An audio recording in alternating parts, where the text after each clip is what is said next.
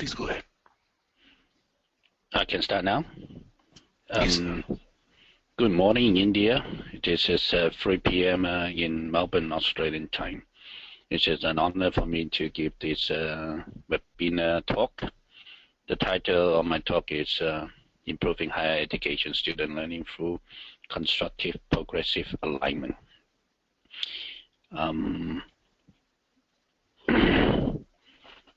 First of all, I want to say that when I present this webinar, it's not necessary that I read every single bullet point. I will deliver in the same way as how I do it in the lecture class. I explain what's on the PowerPoint page rather than just reading it line by line. Well, I'm a Chinese Australian. I was born in Hong Kong. So in my early days, I received the Asian education system. I have lived in Australia for 42 years. As such, I also have received the Western education system. As I reflect on both education systems, I think both have merits and both have weaknesses. I have been teaching at Rajkot University for 26 years. I also reflect on what really is teaching, what really is learning, as I want to be a good teacher. And what does that mean by being a good teacher and so on? What does it involve? What does it really matter? I find that what matters is how much students learn. There's a saying that teach less and let the student learn more. I think that is very appropriate. If we teach A to Z, volumes and volumes of knowledge, and the student don't get it, what is the point? And the student don't understand what we have taught. Looking back to my own education systems, very often they ask me to memorize something, sit for exam, and maybe perhaps the next day after the exam, I remember nothing. So what good is it? That means I have not learned. I was only in the system for sitting for exam and getting marks. So there should be a shift in teaching paradigm. In the old days, everything centered around the teacher. There have been a lot of research done in the Western world. The emphasis should be on student learning. And I very much agree with that. In higher education institution teaching, it should be student-centered rather than teacher-centered. So as I survey the theory behind learning, back in the 1800s, I cannot remember the name of the person who proposed that. The theory of constructivism. It basically says that students learn by what they do rather than what we tell them. And I think that is true in general.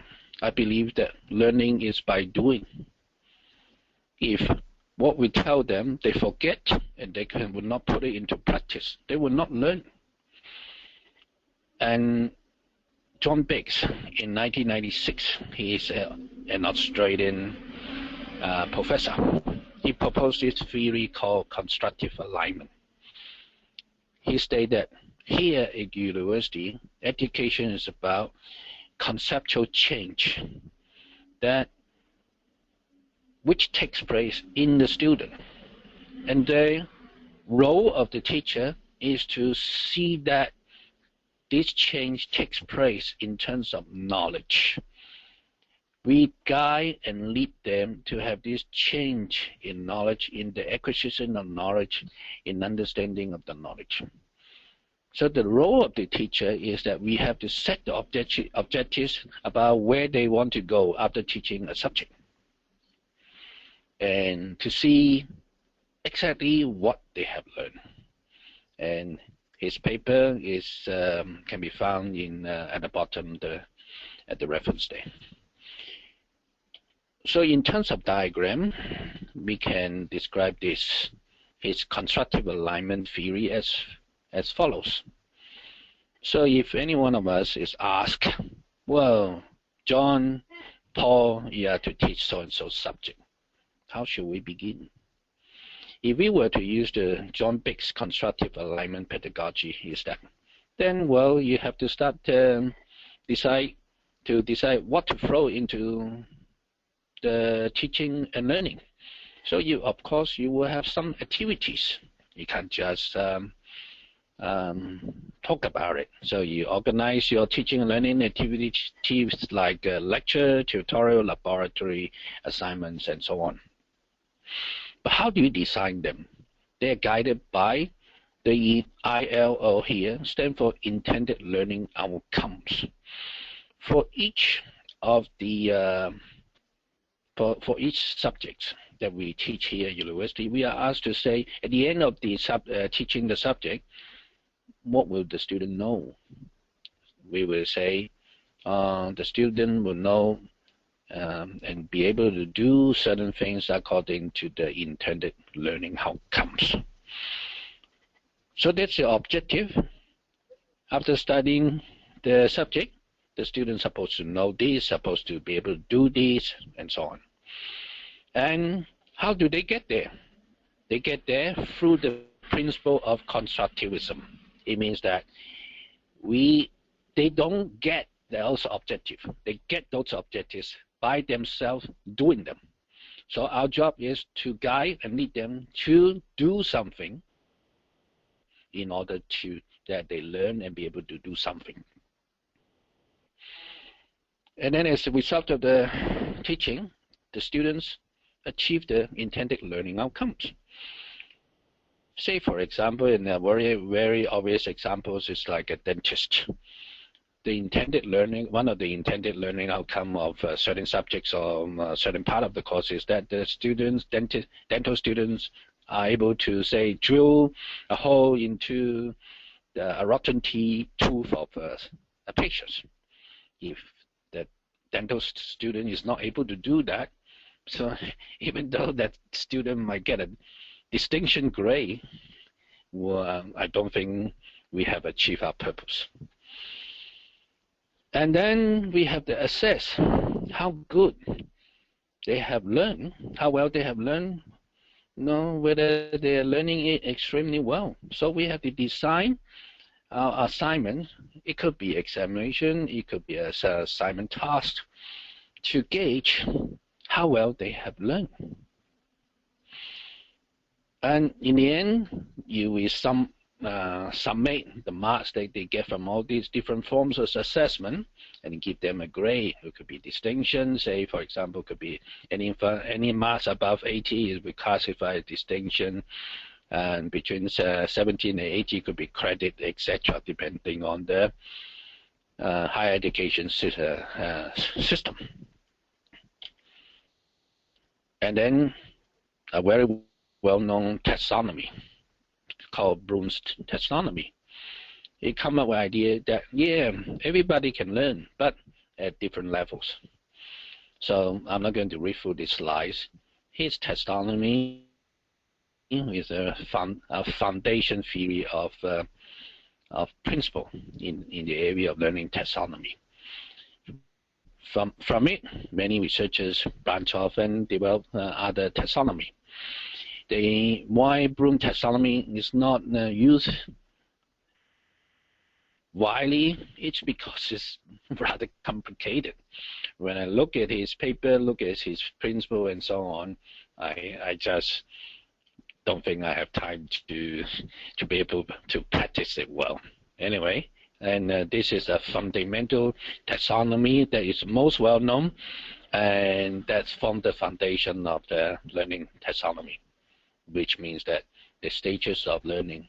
Some we know that in our field there are people who could win Nobel Prize. That means, wow, they could achieve the very, very top level in the world, whereas most of us are sitting at another level, which was not comparable to the level that they could achieve.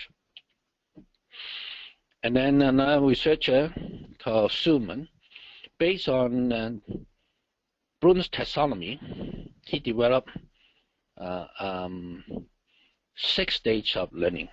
The paper can be found in this paper. He argues that learning must begin with students' engagement and motivation, and then after that, only if they have they are engaged in what they are going to learn, then they can acquire knowledge and understand what's going on. And after they acquire the knowledge, they have to test whether the knowledge they have acquired is accurate or good or not, by saying, hey, I know, I understand. Not necessarily they truly understand and know. So we have to give them assessment tasks. Go and do it, see how you go. And then after that, they have to reflect on what they have done. Reflection is very important stage of learning, because let's say, for example, if someone just qualified as a surgeon, be able to perform an operation or surgery on somebody, do you think that he or she can get it right the first time? He will keep on improving his surgery skills. Look at the student. When he first time do a certain assessment task, there's no way that he get it perfect. But the more he does it, the more he will improve and make his work better and better. Look at this competition between Samsung and Apple. They fight cats and dogs to get the bigger share of market. They reflect on what they have done and want to keep on improving. So if students reflect on what they have done, they will be able to have this longing to improve their work. And then beyond that, if we were to ask them to do a piece of work with many parameters, restriction, laws, and so on, say for example an architect, if you give him 1,000 kilometers, I mean a big piece of land to build a house, he can do it. But however, if you give him a small piece of land to build a house, it's harder. And then finally, this number 6 stage is commitment and identity. Means that a person is 100% sold out to this topic. That is very much to do with related to experts or people who could win Nobel Prize. They just work on one topic. They just love this topic and be able to excel at a level that no one can ever achieve. They identify themselves with this topic. They tell you that this is one thing I do, and I do it excellently well. As I reflect on these 6 stages, I want to help students get to the level 4, because I only have 12 weeks in one semester.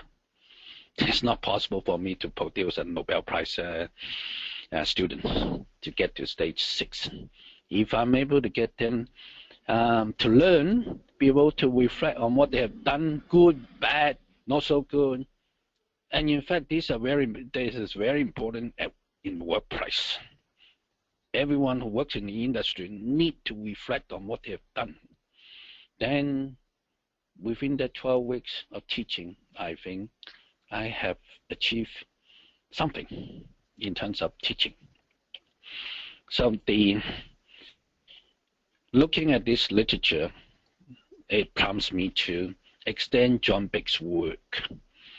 I call it constructive progressive alignment, because what I find that I discovered that constructive alignment, John did not pay attention to how students learn progressively.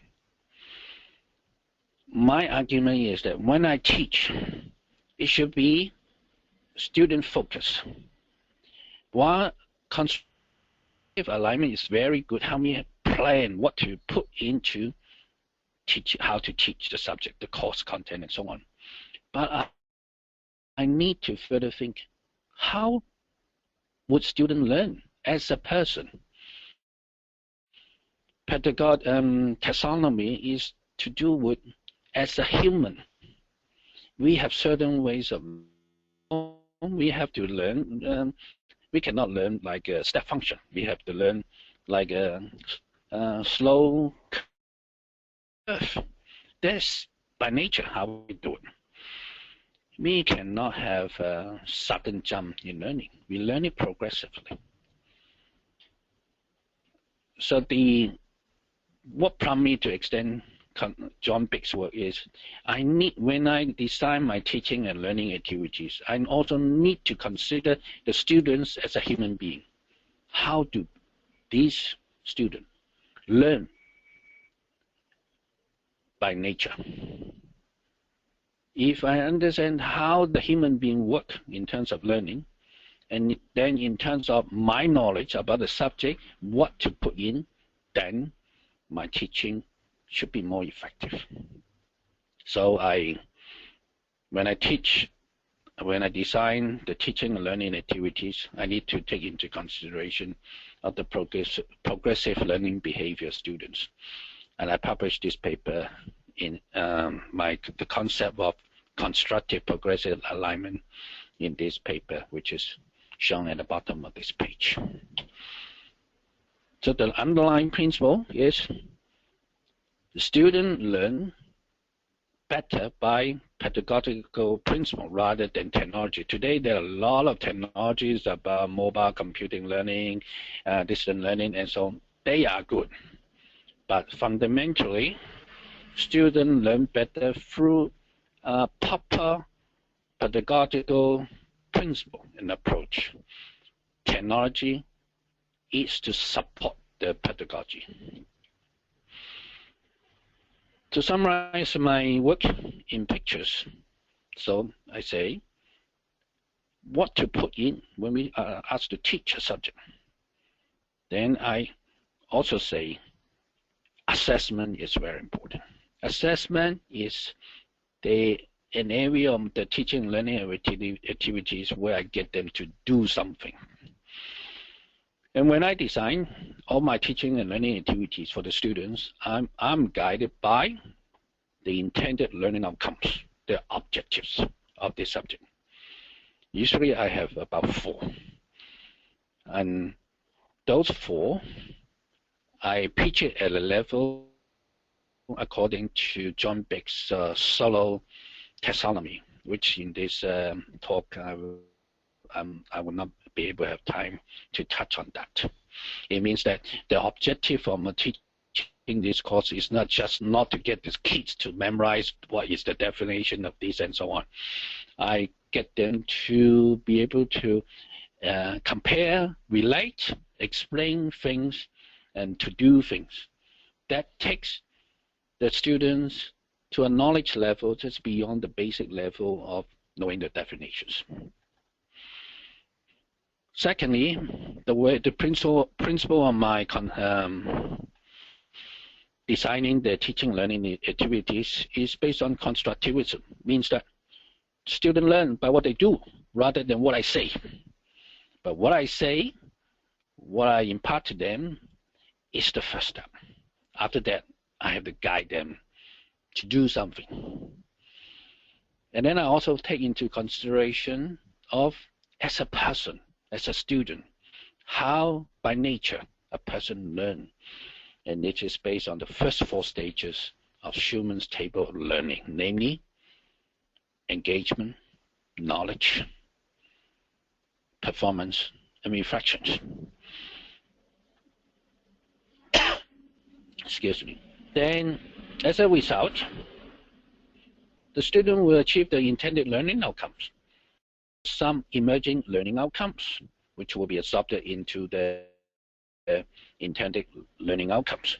Emerging learning outcomes means that as I teach, as students learn, it is not confined to the 4 or 5 intended learning outcomes that they will achieve. At times, they will learn more than that. Are we to stop them? By no means. It is good that as a result of the research. They learn something that I have never prescribed in my subject. I thank God for that. That is very good. Because one of the objectives of a university educator is that they equip them for lifelong learning. And then after that, I design my assessment to assess the level of learning, so that as a duty, I'm able to give them a mark and a grade. As I reflect on that over the last 26 years, one of the things that is true is that it doesn't matter how good I am a teacher, even if I'm the best teacher on earth, if students walk into my class, they are not interested in what I'm going to say, no learning takes place, even though if I could proclaim myself as the best teacher. So engagement and motivation, I think that is very true in order to get the students to be able to start learning. That's why I pick Schumann's table of learning to form part of the constructive progressive alignment pedagogy. So now come back to how do I get the student to be engaged and motivated in learning. I do all sorts of things. Say, for example, I make my teaching in the class interesting. I never read the PowerPoint files. I just explain the highlights of the importance and of this page. What are the things that you need to pay attention to? And so I use real life example to explain a certain concept. And what's printed on the PowerPoint page is just very basic. I also do online survey about what they like to learn, and some of the things that how they learn, because students have different styles. And there was one year that students, how about give presentations? I come across a group who is so shy, they don't want to do presentations, and I respect that. I use Moodle. I send them messages every week, 3 or 4 messages. I hit the button, it will go out to 200 students. I have big classes. I tell them what's going on with the lab, lecture, assignment results, marking criteria, feedback, and so on. They know what's going on each week. It is not a form of imparting knowledge, but it is a form of getting them engaged. I have spoken to many students. They love it. As compared to some teachers, which they told me that they have never heard a word from the teacher. So it is, there are many informal ways of getting them engaged. Emails and notices, announcements, and so on. When I do that, I heard nothing back from them. And I do not know what the results are. But at the end, after teaching the class, they come back to me and tell me that's good. It is an effective way of getting them engaged. So the constructivism is that I do certain things that enable them to do things on their own. That is constructivism.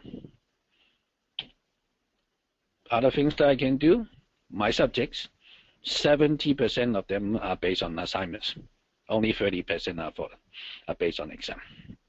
I invite practitioners from the industry to give guest lectures. This is the theory. If you don't believe me, here I got someone hot from the industry, an expert from the industry, to tell you how this is practiced in the industry. It's just a form of engaging them, rather than me, who is you just tell us the theory. Does it really work in the industry? So I also have industrial experience prior to working for Rajkot. I also give them industrial knowledge, but it'd be even more effective if I can import somebody from the industry to give 1 hour of guest lectures and so on. Regarding the examination, I'm a person who's not in favor of examination. Well, exam is something the student don't learn anything. Most of the time, students memorize something and go walk in the exam, produce what we ask them to memorize. During that 2 hours of the exam, they learn nothing. It's just sort of a memory exercise for them to tell us what they have memorized. And with the principle of constructivism, the bulk of assessment, with the university approval, I was able to allocate 70%. 70% is not based on just one assignment, many types of assignments and regular assignments.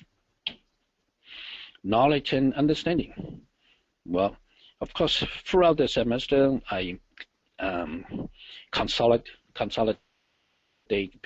students' knowledge. One of the things that I do is I give multiple choice. Multiple choice is that students can attempt them shortly after giving the lectures. While the iron is hot, while memory is still fresh, I go and test them, their understanding.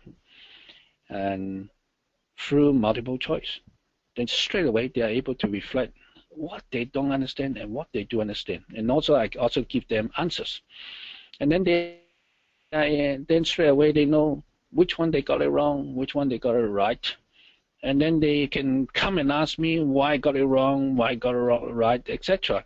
This is a form of reinforcement of knowledge and understanding. I give them regular, smaller, weekly assignments.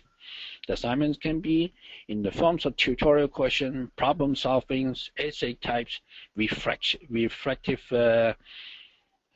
questions. But they come regularly, and say, for example, tutorial, I give them tutorial questions every week, multiple choice question every week, problem solving question maybe every 3 or 4 weeks, once every 3 or 4 weeks, and then laboratory also once 3 or 4 weeks, and so on. And each type of assessment is geared to help them understand certain aspect of the learning. And the way I design it, some of the assessment can based on real industrial commercial issues. They are not book issues. They are not academic issues.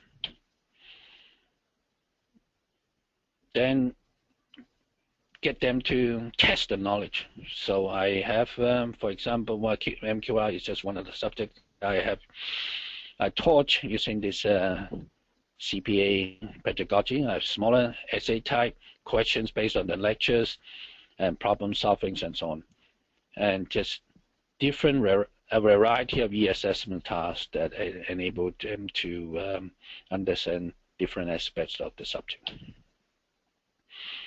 And then other non-teaching method actions, the deadlines. I find deadlines is a powerful tool to get them to perform and take action of the learning.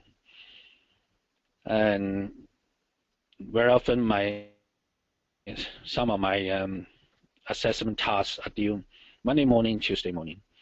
And I give them notice 1 week or 2 weeks before you have to submit this by 1 week Monday, 2 weeks Monday. Normally, human beings procrastination behavior. I observe them, they often don't take any actions. But when I log in Sunday night, Saturday night, even if a task is due Monday morning, or I can see students logging in at 5 a.m., 4 a.m. to get it in.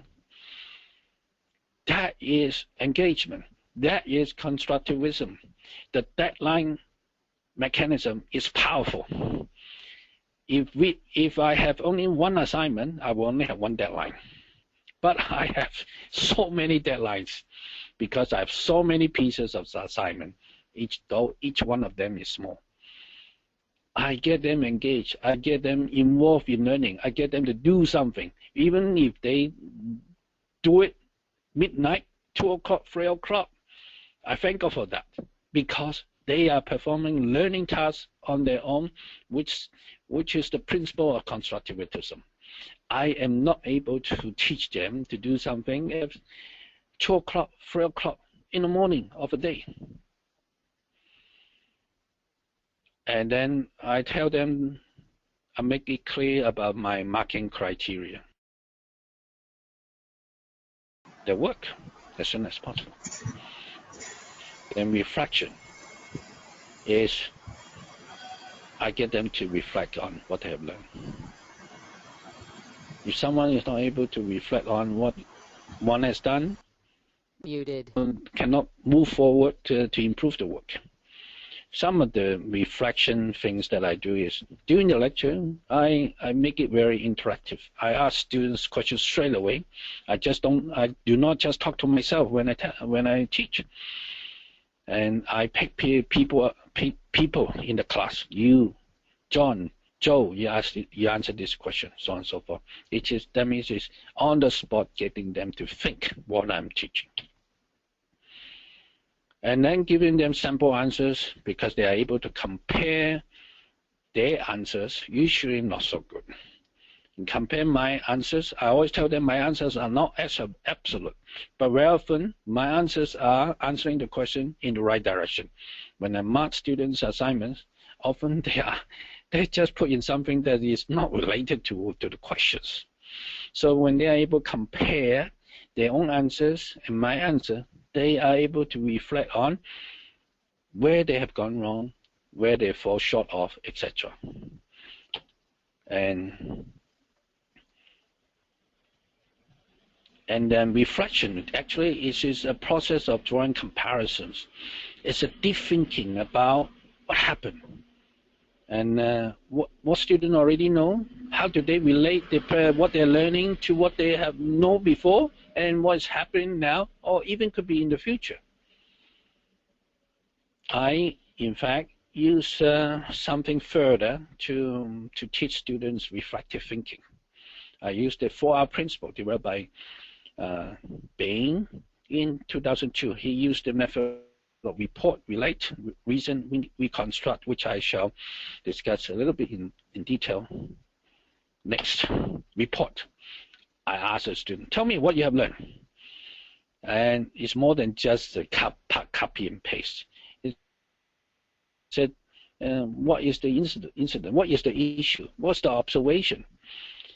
If students are able to do that, that means they go beyond just doing copy and paste. That copy and pasting what they just copy from the PowerPoint file and put it in. It's they have what has happened, what do you observe, and what's your opinion, etc. And then second thing I also ask them to do, relate what you have learned, what you have just learned now. How do you relate to what you know before? Okay. For example, measurement. I teach metrics, but measurement is something that students know very well. For example, height, weight, and so on.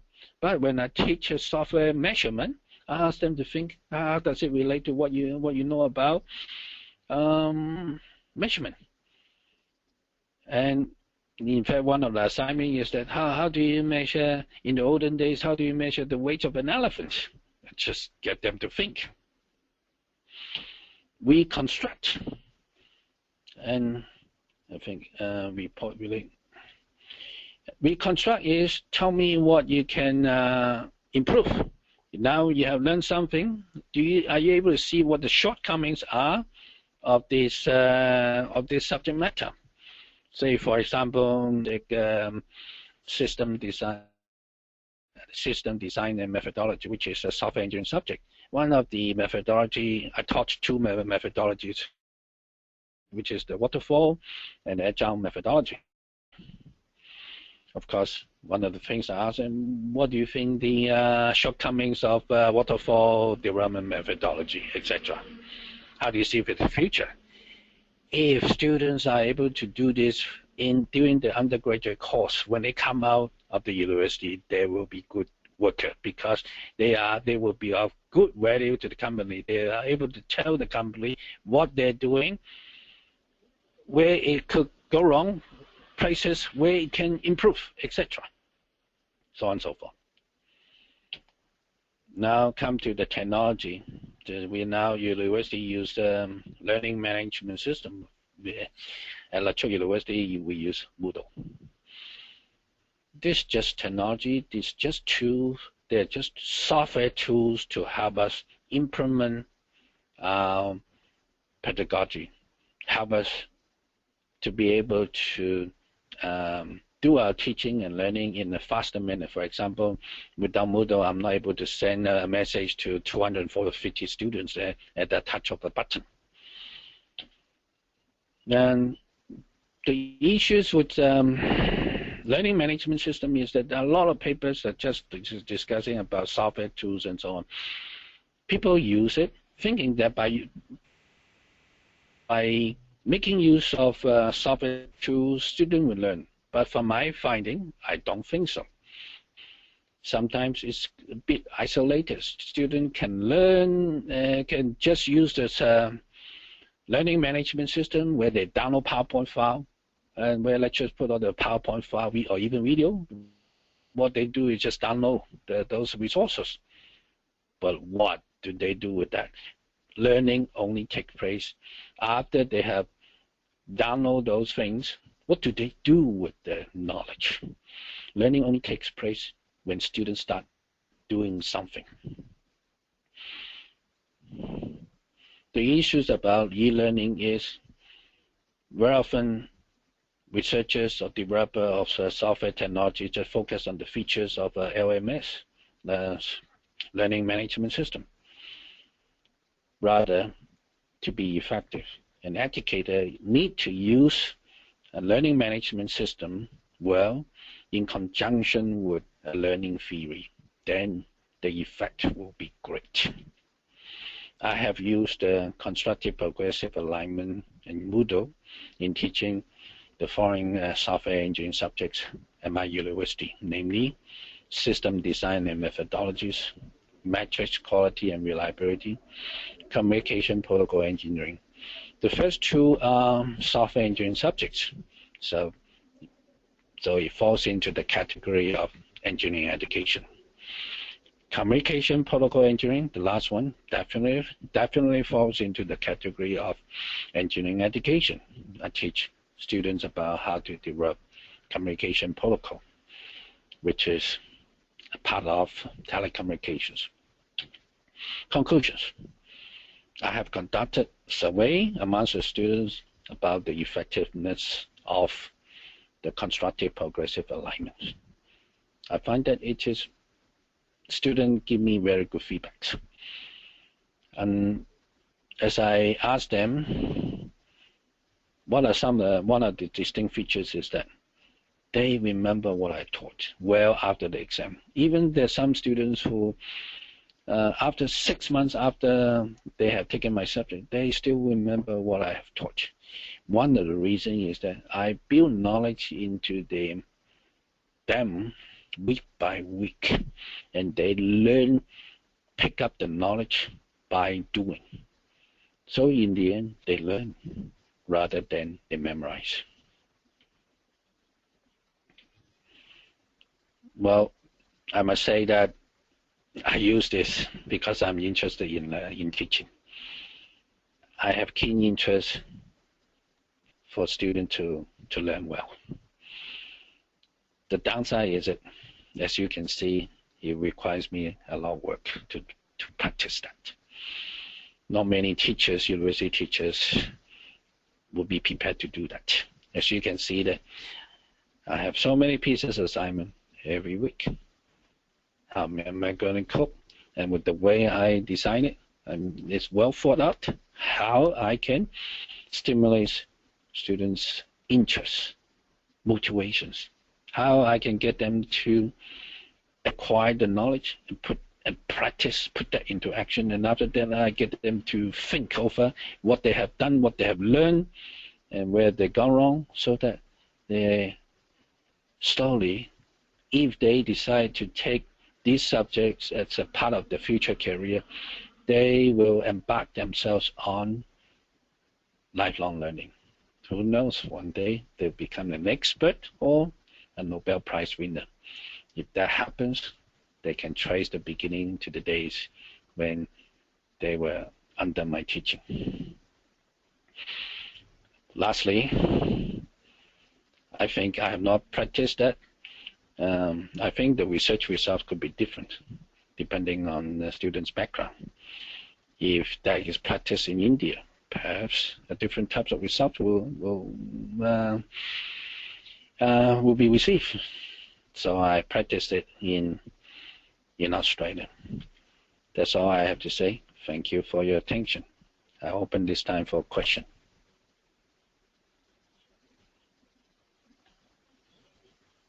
Any questions? Thank you, Dr. Lai. The attendees can type in their questions, and here's the first question. I am an industry expert and give guest lectures and teach courses. I have indeed found it helpful to share our experiences about how I got myself engaged and motivated, failures among performance, and commitment.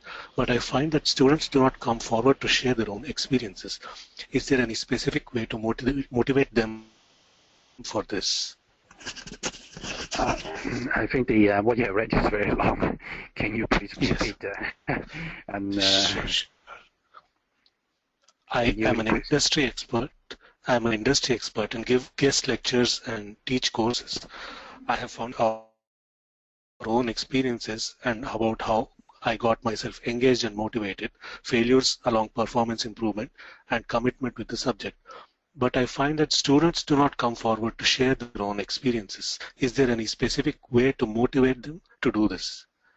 So I guess the person is from the industry, correct?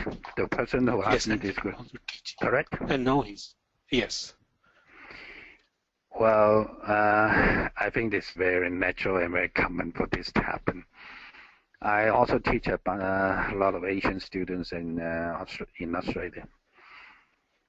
Just by nature, Asians will not come forward to speak out, ask questions. I'm an Asian myself. That's in the blood.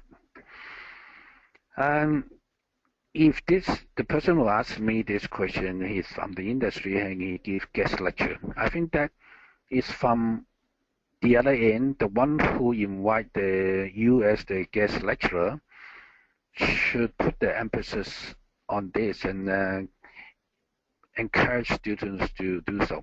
I gave the guest lecture. No, I mean I invited somebody to give guest lecture. At the end of the lecture, some students do ask questions, but those students who ask the questions are many Australian students, not Asian students. I think that's why I pointed the fact that culture, sometimes culture is dependent, is a reality.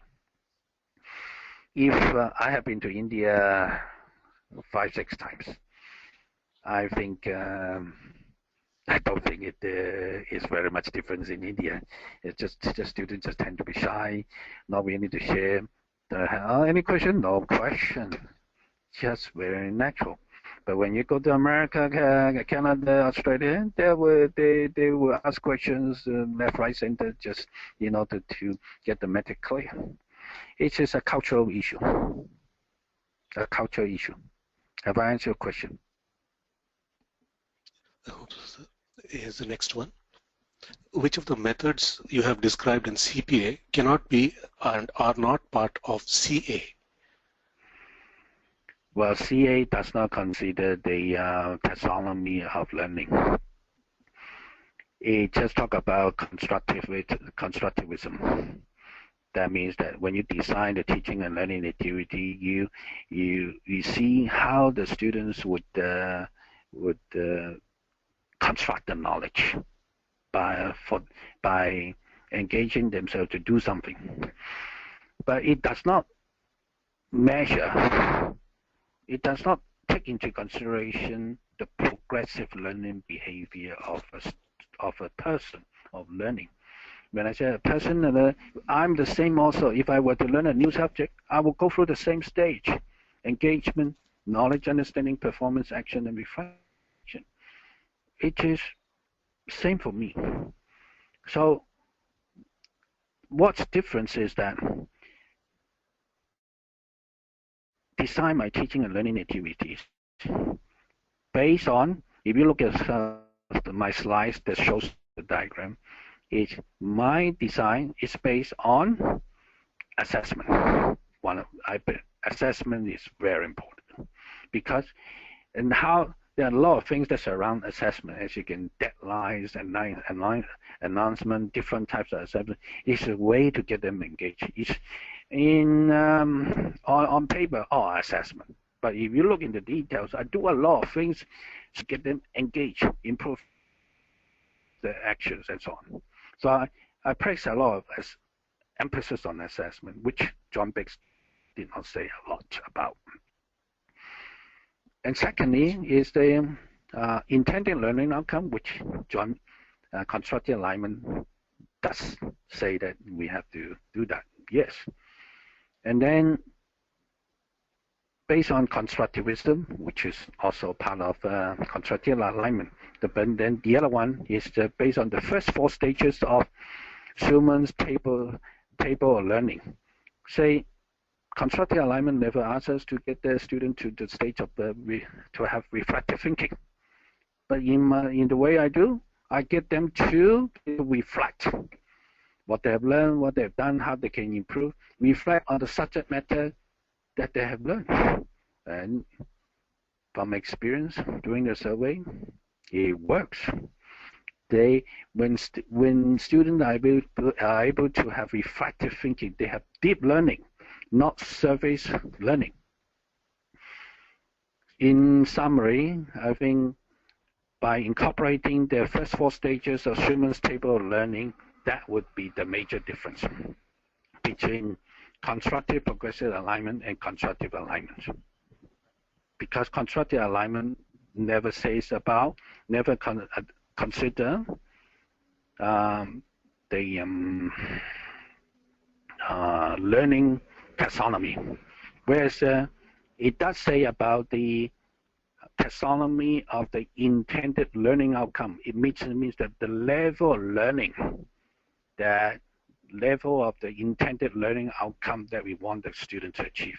For example, we just don't want them to just be able to memorize the definition of something.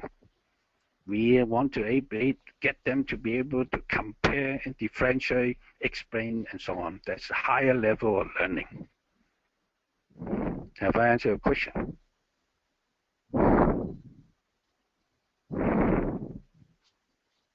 Do e-resources and assignments tend to keep the students away from teachers?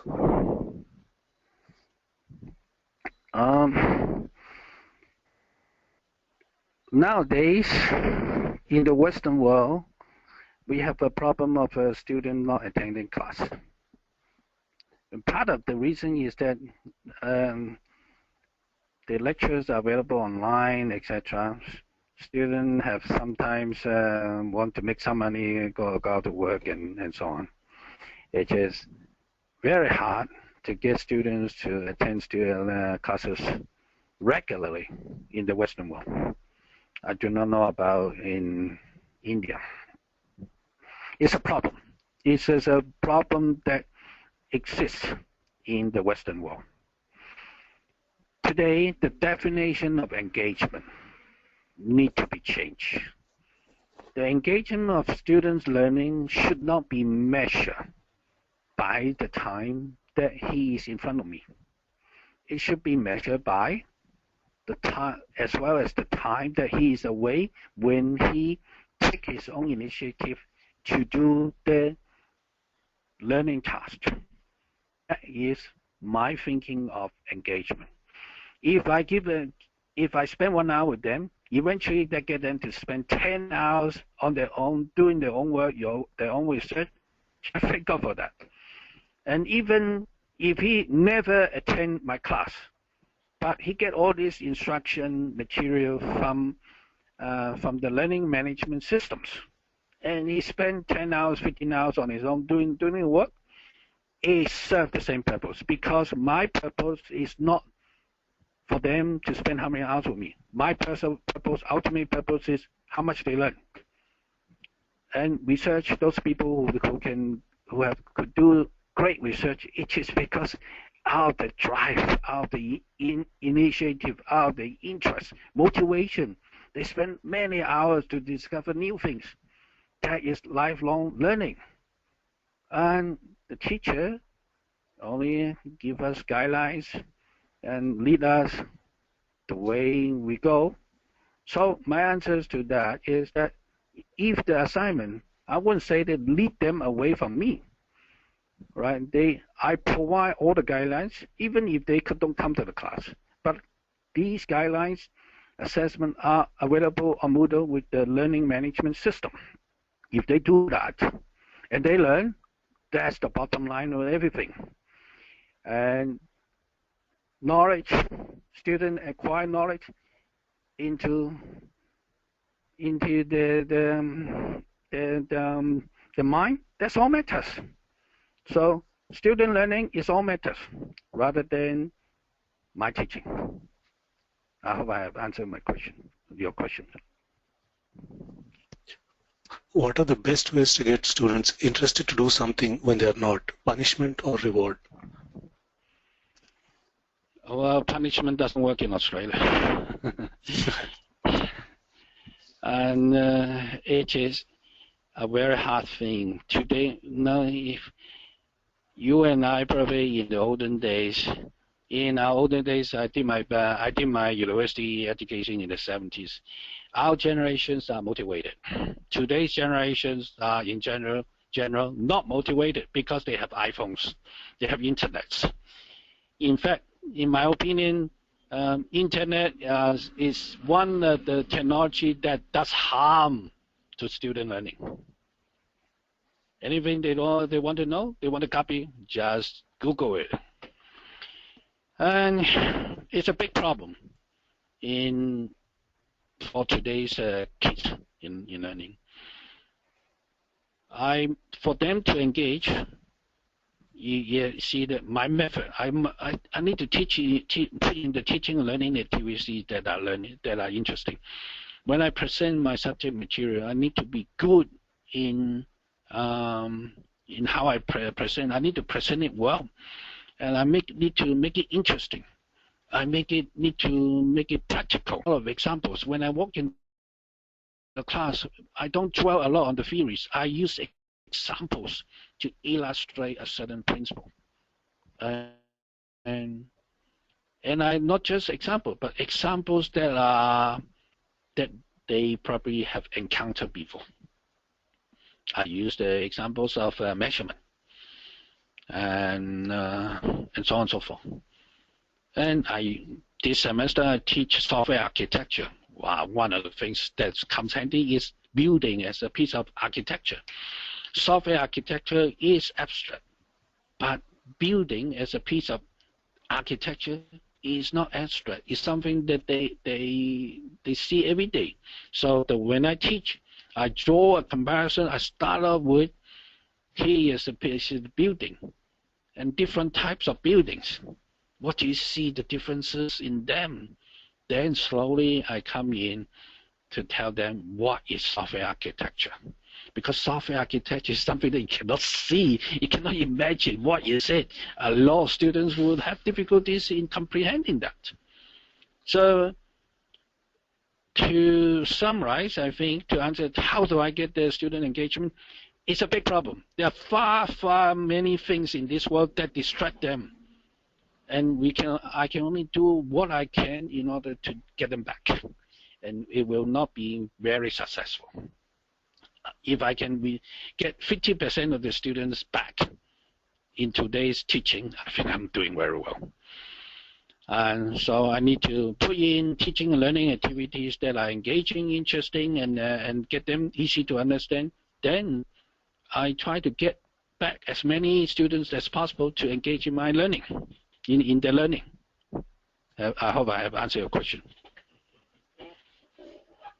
The next one is a comment. The webinar is quite interesting, especially engagement and motivating students.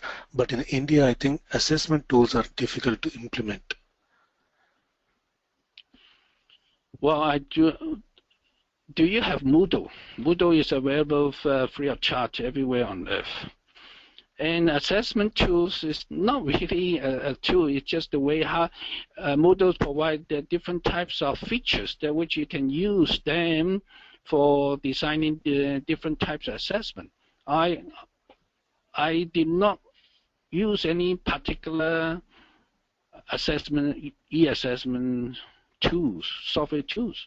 I just make use of what Moodle provides. Moodle is available to everybody on earth, so you can try it out. I don't think it's difficult. It's just that you know the pedagogy that you're implementing, and then you use a learning management system to support your teaching pedagogy. I think that is the issue. Rather than, as I said before, rather than focusing on the features and functionality of a software tools. So it is the learning pedagogy that drives it. The software tool is just support the pedagogy. I hope I have answered your questions. And the last question, do you believe LMS systems will help CPA in the long run? Yes, especially it's a tool to help me implement CPA.